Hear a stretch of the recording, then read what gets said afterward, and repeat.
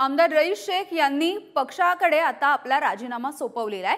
पक्षांतर्गत कुरघोडीच्या राजकारणाला कंटाळून आपण राजीनामा देतोय अशी माहिती सुद्धा त्यांनी दिली आहे। आमदार रईस शेख हे भिवंडीमधले समाजवादी पक्षाचे आमदार होते।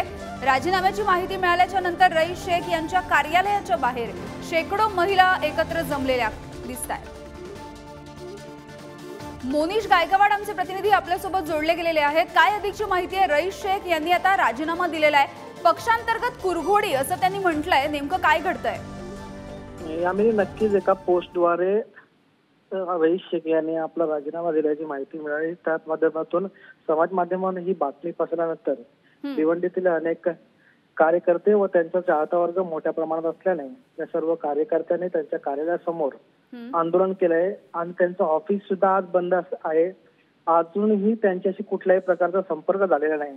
पण भिवंडीत उत्तर भारतीय मुस्लिम विरुद्ध महाराष्ट्र मुस्लिम असा वाद सुरू असल्याने या ठिकाणी अंतर्गत वाद हा समोर आला आहे। यामध्ये रईस शेख यांनी राजीनामा दिला असल्याची माहिती सध्या तरी माहिती मिळत आहे। धन्यवाद मोनिश या सगळ्या अपडेटसाठी।